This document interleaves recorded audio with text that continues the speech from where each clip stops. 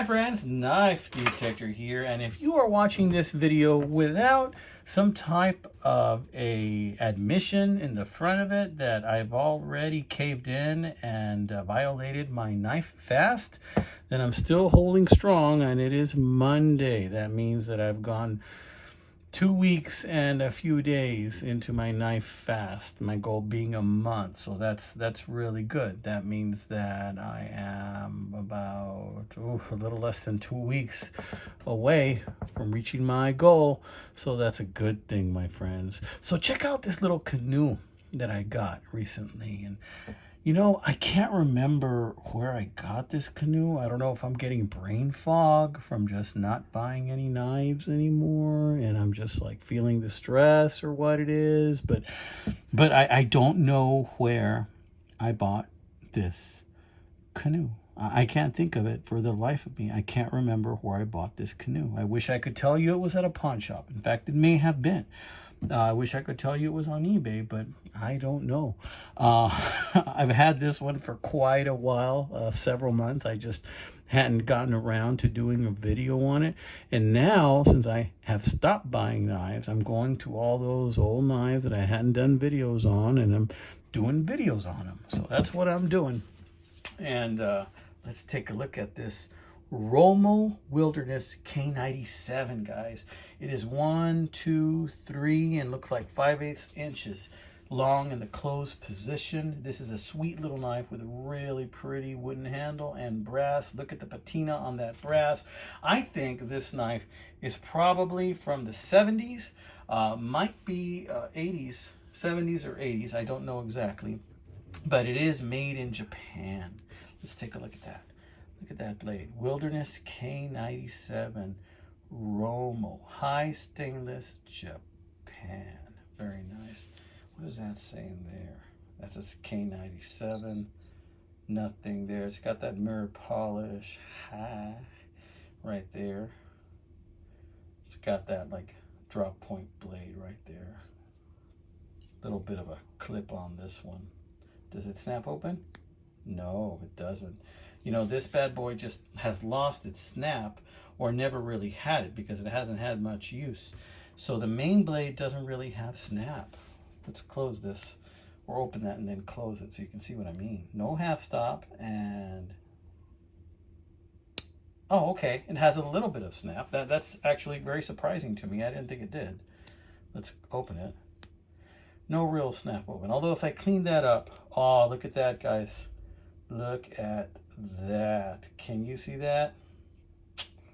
Yeah, you know what? I bet you if I clean that up, that we might actually have some snap. You think I should clean that up? Okay, let me stop the video, and then I'm going to get a tool, and we'll clean it up. Let's see if it makes a difference. See that? That is some green good, guys. So let's do some scraping on that. What do you say? That is a lot of corrosion. Let's first start up here.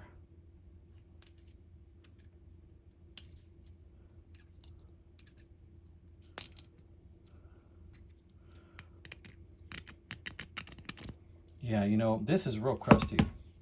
I think that this might be part of the reason why this thing didn't have any snap. So I'm trying to get some of that out, but it is in there, guys. It is in there.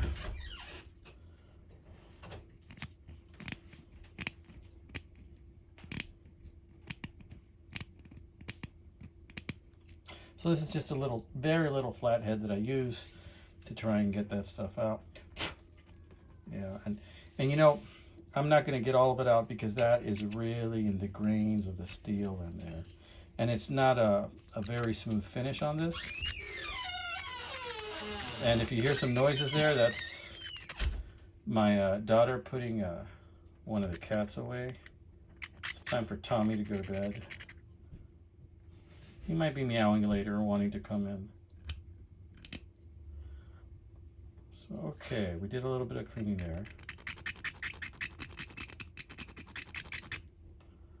Just a little bit. So then I'm going to put a little bit of oil here.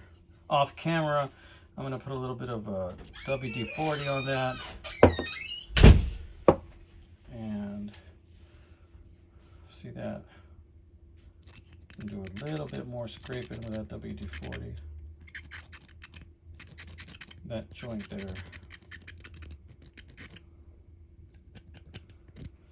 Okay.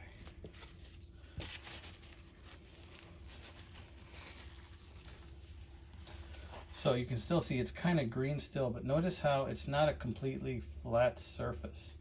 It's got a bump right there on the steel. So when they made this thing, it has a bump there. It's not like a really smooth finish. So let's close it now and see if it has any more snap. Little snap open. Let's see, let's put a little bit of oil in there.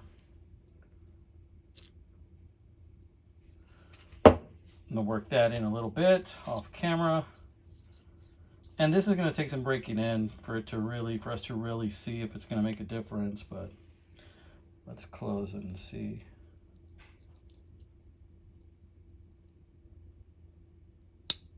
That's a little better. That's a little better.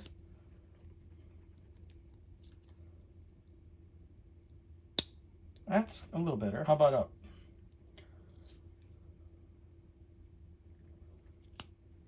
Oh, I detect a slight improvement. A little bit.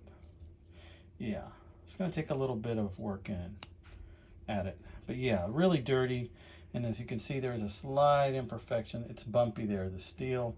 That also may be why there's a lot of corrosion there. Look at that. See that?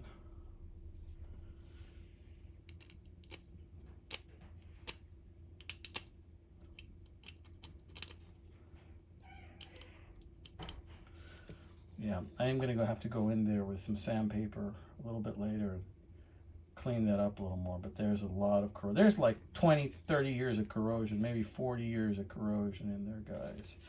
So yeah, it's going to take a little bit of cleaning. That's not something that's going to happen overnight. So to be continued. And the little one works pretty good. But since I'm here, look at that. Ooh, look at that. Yeah, see, I had this thing for a real long time, and I just never bothered to look at it. Get in there and try and get some of that stuff off. Gotta get some oil, gotta use this thing and work it in real good. It's actually feeling really smooth there. That one's real good. Yeah, but still quite dirty. Okay, so those are going to need a little bit more work, but I wanted to show you this lovely little canoe. You know, this is a real gem. You know, this is a real gem.